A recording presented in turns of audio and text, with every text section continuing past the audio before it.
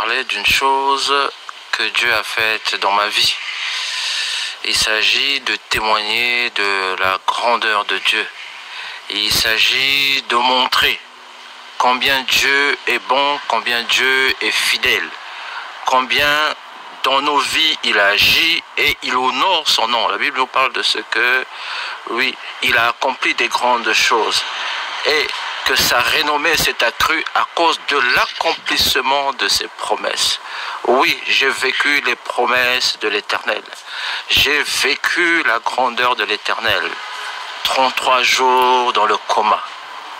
33 jours dans le coma.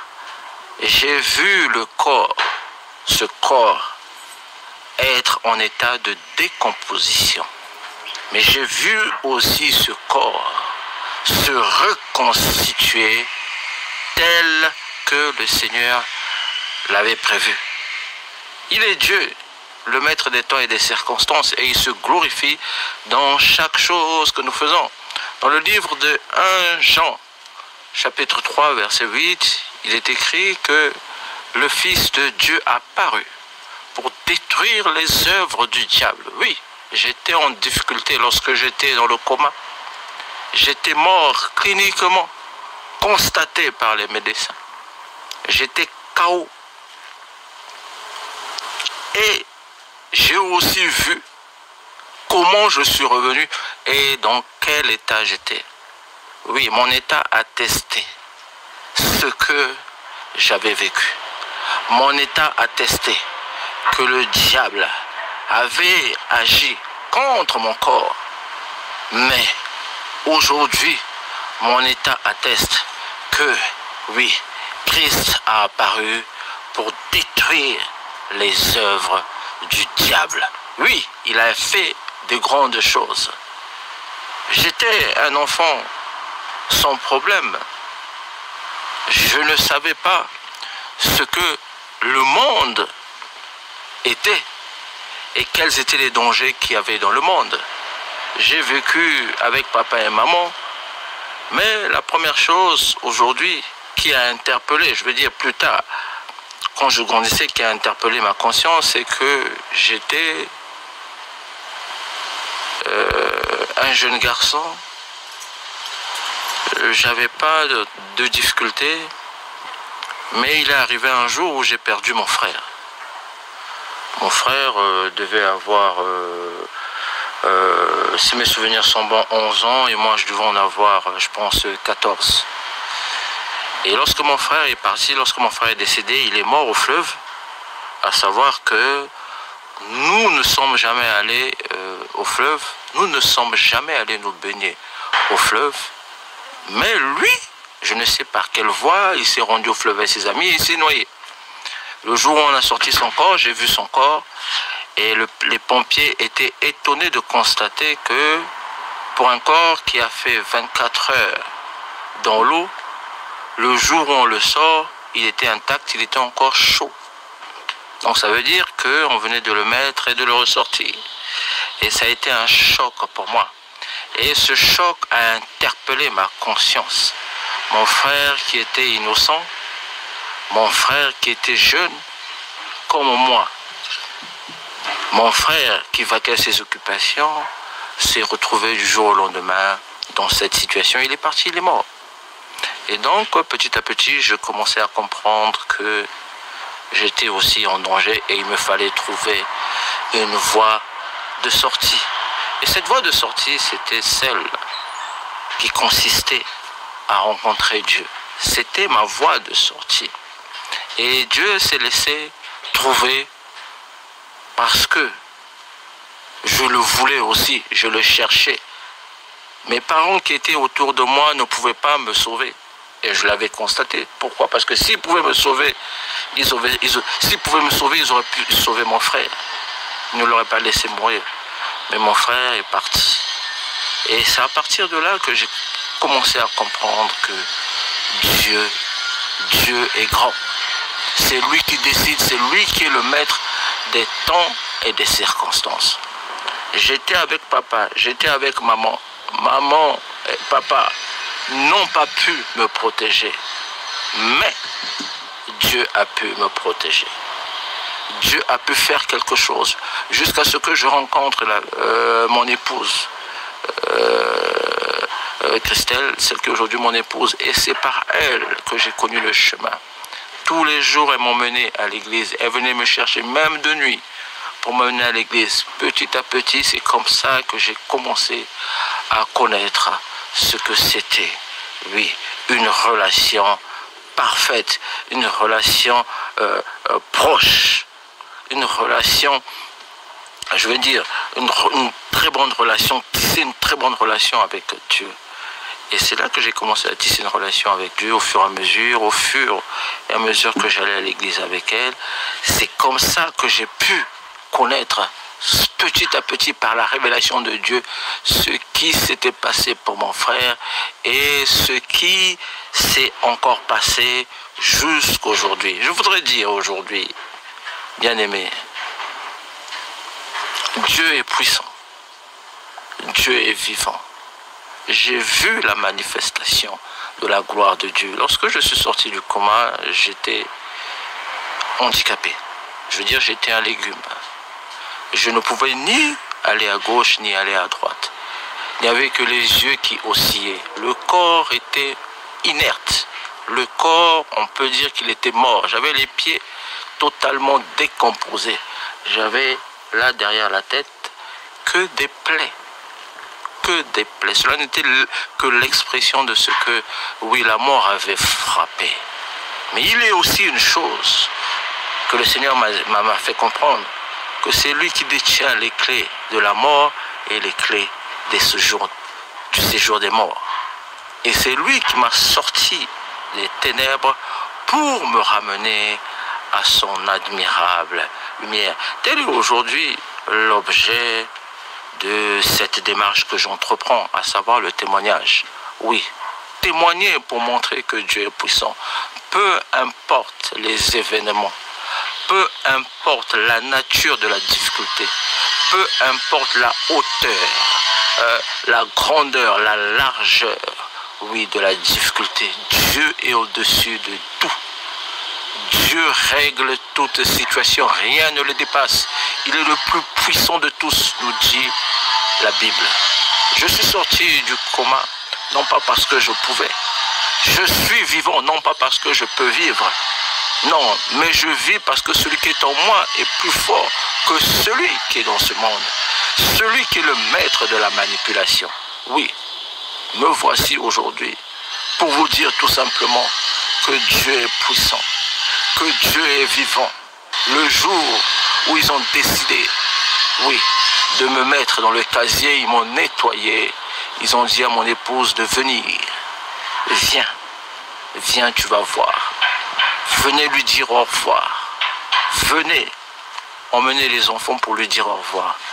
Et c'est quand ils ont emmené les enfants, comme mon épouse a emmené les enfants, c'est à ce moment-là qu'on va lui faire comprendre que c'en est fini, que cliniquement j'étais décédé et que le moniteur n'affichait rien de concluant. Il n'y avait pas un signal de vie.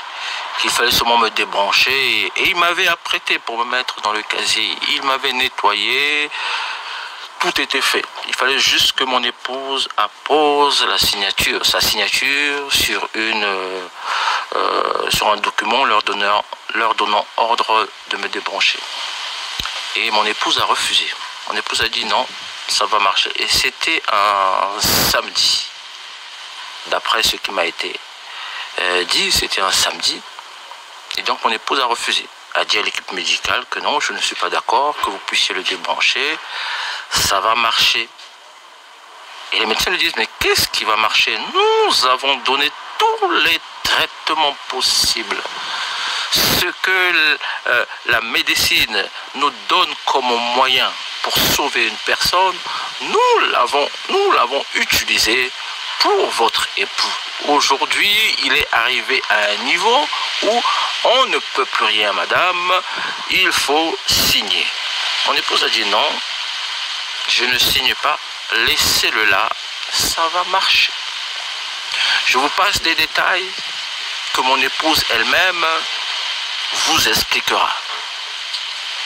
Quelque temps après, elle quitte les lieux avec les enfants qui étaient venus aussi constater que j'étais dans un état compliqué. Elle rentre à la maison. Donc, c'était un samedi, donc dimanche passe. Lundi matin, c'est le même médecin qui appelle mon épouse pour dire à mon épouse que finalement c'est vous qui avez raison. Il s'est réveillé, il a ouvert les yeux, il a regardé, il s'est rendormi. C'est bon signe. Et tout s'est remis à fonctionner. Sur le moniteur, il n'y avait pas de signal. Maintenant, là, on perçoit des signaux qui prouvent que les choses sont en train de se mettre en place. Je voudrais dire aujourd'hui, je ne sais pas dans quelle situation tu es, dans quelle situation vous êtes, vous qui me suivez, ce que vous vivez, ce que vous traversez. Le maître des temps et des circonstances, c'est lui qui a le dernier mot. C'est pas le promoteur du mal qui a le dernier mot. Si le promoteur du mal avait le dernier mot, il empêcherait que Jésus soit crucifié. Mais il ne comprend même pas ce qu'il fait. Il ne sait même pas ce qu'il fait. Mais c'est Dieu qui sait tout ce qui se passe. C'est lui qui a la décision finale me concernant. Dieu a eu la décision finale. Et je suis le résultat de la décision finale de Dieu, qui consistait à dire qu'il ne mourra pas, il vivra. Et donc mon épouse m'expliquant quelque temps après que lorsqu'elle est arrivée à la maison, le dimanche, en dormant, elle a vu un cercueil sortir du mur et c'était une vision ouverte pour elle. Et lorsque le cercueil venait vers elle, le couvercle du cercueil s'est ouvert légèrement et s'est mis de côté. Et le Seigneur lui a demandé de regarder, elle a regardé et le cercueil était vide. Le Seigneur lui a dit, tu as vu, il est vide. Et après, le cercueil est reparti. Et le Seigneur a commencé à lui parler de sa fidélité.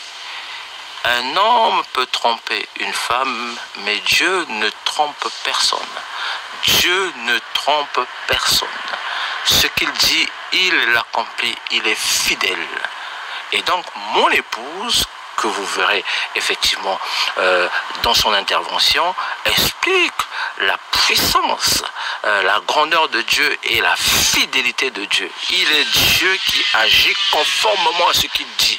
La Bible nous explique et nous parle de ce que il n'est pas un homme pour mentir, ni le fils de l'homme pour se repentir.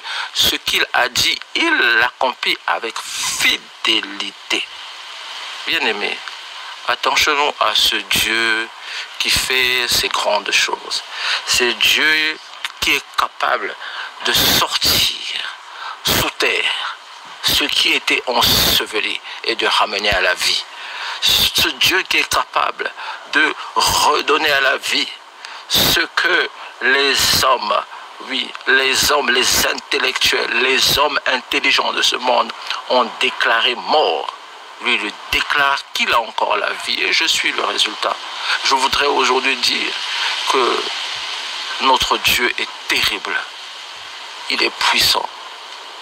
Lorsque je sors du coma, je vous explique, les médecins appellent mon épouse pour dire à mon épouse, finalement il est sorti du coma, voilà, mais il y a un autre problème. Donc, pour récapituler un peu, donc, lorsque mon épouse était arrivée, on lui avait dit qu'il fallait me débrancher, c'était au 20e jour. Et donc, je suis sorti totalement du coma. C'était, on va dire, 13 jours après sa venue à l'hôpital. 13 jours après que les médecins l'aient convoqué. Donc, quand j'émerge complètement, les médecins l'appellent pour lui dire encore, voilà, c'est une très bonne nouvelle, mais seulement il a un pneumothorax. Donc les poumons se sont détachés de la cage thoracique et les poumons sont presque pendants. Donc ce qu'il faut faire, c'est qu'il faut l'ouvrir, prendre les poumons collés sur la cage thoracique et refermer la cage thoracique. Et mon épouse s'exclame en disant, c'est pas possible. Comment pouvez-vous opérer quelqu'un qui vient de sortir de 33 jours de coma? vous voulez l'opérer tout de suite, mais il va mourir. Et les médecins disent non, non, non, non. Mon épouse dit encore, je ne donne pas mon accord pour que vous puissiez l'opérer. Et le médecin dit d'accord, bon écoutez, bon, on va faire comme vous avez dit. Et dès que le médecin raccroche avec mon épouse, il donne l'ordre qui consiste à ce qu'on puisse m'emmener au bloc opératoire pour effectuer cette opération. Mon épouse n'était pas au courant, donc on m'emmène au bloc opératoire. J'avais des moments de lucidité, j'avais regardé. Et quand je vois, j'arrive, j'ai vu un moment l'anesthésiste qui m'a fait une anesthésie locale, parce qu'on ne pouvait pas me faire une anesthésie générale de peur que je reparte. Bref, donc je regardais, et il arrive un moment où le chirurgien qui avait la charge de m'opérer arrive, il me regarde pendant un moment, et il pose la question suivante à son équipe, qui l'a emmené ici? Et son équipe lui répond en disant, mais lui explique un certain nombre de choses. Donc j'ai entendu ça parce que c'était un peu flou pour moi. J'avais des moments de lucidité parce que j'étais très fatigué. Et le chirurgien répond, il dit, mais je ne peux pas le toucher. Si je le touche, il va mourir.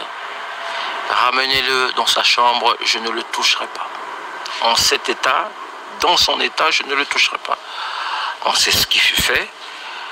On m'a ramené dans ma chambre et bien aimé, jusqu'aujourd'hui on ne m'a pas ouvert. Les poumons sont revenus à leur place. Dieu est puissant. Il est le même hier, aujourd'hui et éternellement. C'est le même qui avait posé la question à Ézéchiel. La question qui consiste à savoir, est-ce que ces os pourront-ils vivre? Ézéchiel a répondu, oui maître, tu le sais. Oui, j'étais un amas d'ossements desséchés, mais je suis revenu à la vie. Il a reconstitué tous mes organes. Tous mes organes. Je ne pouvais pas marcher. Je ne pouvais pas parler. Je ne pouvais pas mâcher. Mais tout a été reconstitué. Aujourd'hui, j'ai récupéré à 100% toutes mes capacités. Aucun neurone, je voudrais dire, n'a été touché. Toutes mes capacités intellectuelles sont restées intactes. Ce que je voudrais dire aujourd'hui, c'est quoi? Si ce n'est pas ce Dieu, si ce n'est pas l'Éternel, qui peut faire des choses comme ça? Qui peut me faire parler jusqu'au point d'aller jusqu'au témoignage? C'est Dieu. Et il n'y en a pas d'autre. Il n'y en a pas d'autre. Il est le Tout-Puissant. J'étais de l'autre côté de la vie. J'ai vu ce qui s'est passé. J'ai vu l'état dans lequel était mon corps. Je suis revenu, je l'ai constaté. Et j'ai vu la reconstitution, le rétablissement, la restauration totale. J'ai vécu. Comment ne pas élever ce Dieu? Comment ne pas proclamer que Dieu est puissant? Comment ne pas dire combien il est bon? Comment ne pas l'adorer? Comment ne pas l'élever? Comment ne pas proclamer haut et fort ce qu'il a fait dans le secret? L'homme, oui, a condamné ma vie. Ils m'ont jugé. Ils ont proclamé la mort. Ils ont déclaré la mort. Et ils ont mis leur jugement à exécution. Mais il est une chose que j'ai appris à mes dépens, c'est que seul Dieu peut casser tout jugement, même les jugements des hommes. Mais personne ne peut casser le jugement, un jugement rendu par Dieu. Lorsque un juge de ce monde rend un jugement, un homme peut faire appel. Mais lorsque Dieu rend un jugement, qui peut faire appel? Lorsque Dieu casse un jugement rendu par les hommes, qui peut faire appel? Qui peut contredire l'ordre de Dieu? Qui peut aller à l'encontre de la volonté de Dieu? Ça n'existe pas. C'est pourquoi il est important de s'attacher à ce Dieu. Ne nous attachons pas aux hommes, mais attachons-nous à Dieu.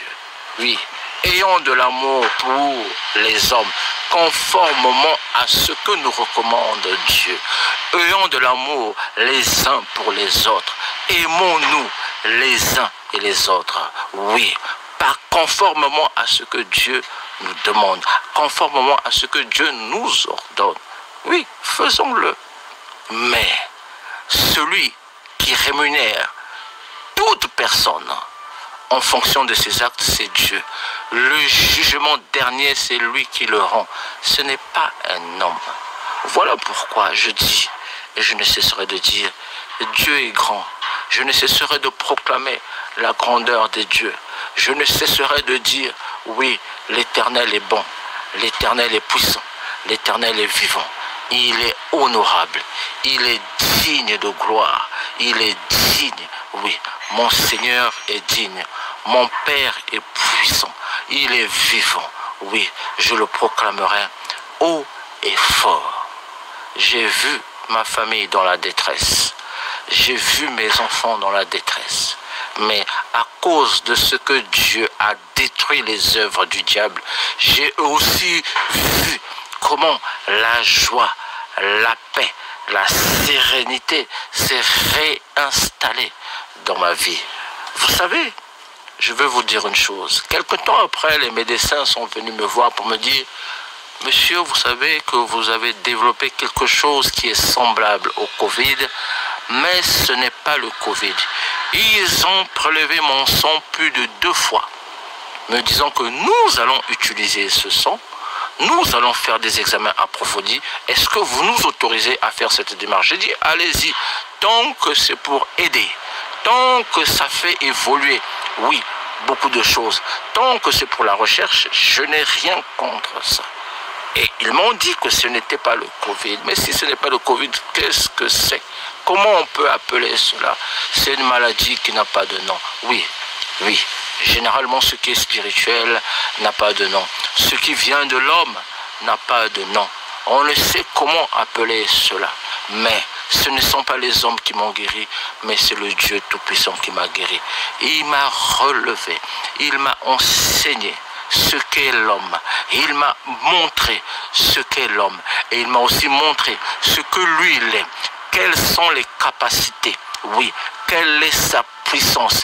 Quel est son impact dans la vie de celui qui l'accepte comme Seigneur et Sauveur? C'est-à-dire qui marche conformément à la loi céleste. Oui, je ne peux que bénir Dieu. Je ne peux qu'élever son saint nom. Je ne peux que lui dire merci pour tout ce qu'il a fait.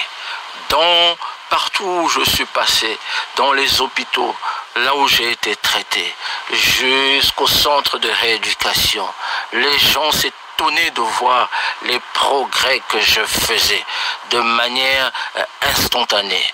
Et l'équipe médicale était unanime pour me dire, Monsieur Tenkam, avec vous, ça va trop vite. Et je leur disais que non, c'est pas moi qui vais trop vite, mais c'est mon patron, le Dieu dont le nom est l'Éternel. Oui, il est mon Père. C'est lui qui fait toutes ces choses. C'est lui qui accomplit toutes ces choses.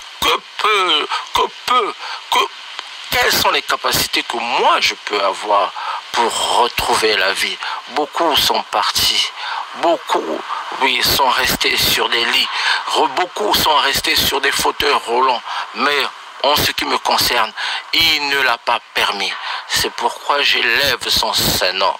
L'ennemi m'a condamné afin que je sois défait. L'ennemi, oui, m'a jugé et a exécuté son jugement. Mais l'Éternel a cassé ce jugement. L'Éternel a détruit ce jugement. Et je ne vis que parce que l'Éternel vit, parce que l'Éternel a accompli de bonnes choses. Bien-aimé, de là où tu te trouves, de là où tu es, ce que je peux te dire, c'est que accroche-toi à Dieu, accroche-toi à ce Dieu tout-puissant. Il est vivant, il est puissant. J'ai vu la manifestation de sa puissance. J'ai vu comment mon corps a été reconstitué. Tous les muscles s'étaient liquéfiés. J'avais perdu 30 kilos. Je suis passé de 105 kilos à 73 kilos. 105 kilos à 73 kilos. Les muscles s'étaient liquéfiés. Mais il est Dieu qui m'a soutenu et il a tout reconstitué. Comment ne pas appeler mon Dieu le champion? Comment ne pas élever son saint nom? Comment ne pas m'humilier devant lui? Comment ne pas l'adorer chaque matin? Comment ne pas dire oui que l'Éternel est mon berger? Je ne manquerai de rien. Comment ne pas proclamer que l'Éternel est mon bouclier? Je ne serai pas atteint. Que l'Éternel est ma force. Je ne tomberai pas en défaillance. Oui, c'est vrai. J'ai vécu ces choses et je continue à les vivre parce qu'il a accompli des grandes choses dans ma vie. Donc, voilà en peu de mots ce que je pouvais dire, à savoir que dans d'autres phases, dans d'autres parties, j'entrerai encore plus en profondeur pour expliquer comment les choses se sont passées. Je présenterai chaque étape, comment l'Éternel s'est glorifié. Mon épouse expliquera aussi, et aussi mes enfants expliqueront ce que eux ont vécu, quelle est la vision, quel est le ressenti qu'ils avaient lorsque j'étais de l'autre côté, comment ils appréhendaient la vie, comment est-ce que l'équipe médicale s'était comportée le jour où mes enfants sont venus me voir. Vous aurez toutes ces informations dans les détails. Et ce sont mes enfants qui témoigneront, c'est mon épouse qui témoignera pour la gloire de Dieu. Aussi, elle parlera de la puissance du mariage. Oui, elle a pu se lever parce que nous avons un lien, le lien du mariage. Le Seigneur a agréé cette relation et elle vous expliquera comment elle a procédé pour revendiquer ma vie, pour prier. Bien-aimé, le mariage est une puissance. Le mariage ouvre ce que l'ennemi avait bloqué. Le mariage protège. Le mariage libère. Oui, l'homme quittera son père et sa mère et s'attachera à sa femme. Les deux ne feront qu'une seule personne. C'est la parole qui le dit. L'homme quittera. L'homme quittera. C'est une forme, oui, de libération. C'est une forme de délivrance. Quitter un endroit pour aller intégrer un autre endroit, pour former quelque chose de nouveau avec une personne que Dieu seul aura choisi. Voilà aussi l'un des secrets de la réussite. Mais nous en parlerons dans les détails, effectivement, lorsque nous témoignerons et vous le verrez tous. Je voudrais dire que le Seigneur vous bénisse, que toute la gloire lui revienne pour ce qu'il a accompli. Je ne manquerai pas de dire, et je ne manque pas de dire, que l'Éternel est ma force, l'Éternel est mon soutien, l'Éternel est mon bouclier, je ne serai pas atteint. Gloire à l'Éternel qui a accompli toutes choses, qui a manifesté sa puissance dans ma vie et qui continue à le manifester dans les vies de ceux qui le cherchent en vérité. Merci et à très bientôt.